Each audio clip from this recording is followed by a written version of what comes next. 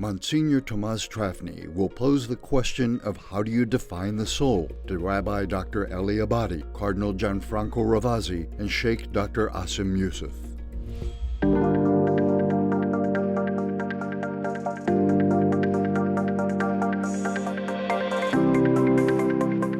Since the scientific method is not able to identify the soul, how do we explain the existence of non-physical and immortal substance to the contemporary person? What is the nature of the self or the nature of the soul? Is it, in fact, a non-material substance that supervenes the human body and connects with it in some way? Or is it something that is integral and intrinsically part of human biology, part of the human substance itself? And there isn't really an agreed upon answer to this question. There used to be in the past that they used to say that when a person dies, the body is slightly less heavier than when the body was alive, and therefore that is the weight of the soul. But of course that has been proven not to be the case. So the question of how do we explain the existence of the soul, I would start off, and certainly from an Islamic perspective, we start off with the idea of one's self-awareness. That is to say, what you might call primary self-awareness. The one thing that you know is that you exist. Now, Descartes, in the 16th or 17th century, framed that as I think, therefore I am. Several hundred years earlier, Ibn Sina or Avicenna, the great Muslim philosopher, articulated a very similar thing in what he called the suspended man thought experiment, where he said that imagine a person has spent their entire life suspended in the air.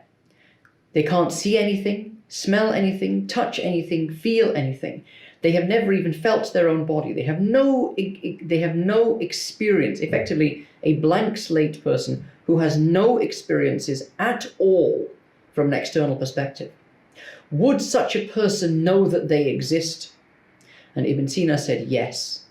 This person would know that they exist because of what he termed primary self-awareness.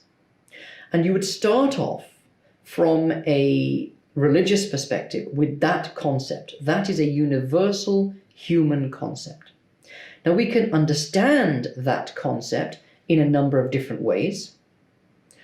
Sometimes we use the word soul. And we also go into this idea of soul as being some immaterial substance.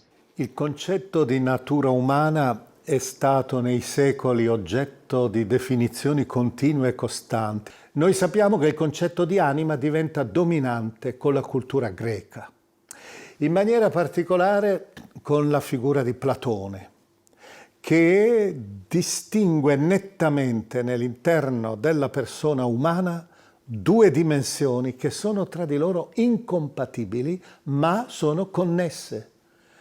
Da un lato esiste la dimensione materiale, corporea, quello che i greci chiamavano soma, il corpo, e dall'altra parte esiste la psyche, quello che ha dato origine al nostro termine psicologia, per esempio, che è l'anima, che è la spiritualità, la quale non è materiale e quindi come tale è di sua natura immortale.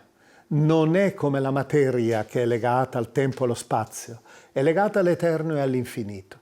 E allora per questo motivo Platone, sostenendo l'esistenza dell'anima, ammetteva che il corpo è come una tomba, diceva, in greco giocava sulla parola sema, che significa tomba, soma, sema, corpo, tomba, e nell'interno di questa tomba che muore, che è caduca, c'è però questa fiamma, questa scintilla che ci connette all'eterno, all'infinito di Dio. È per questo motivo che allora si introduce questa dimensione.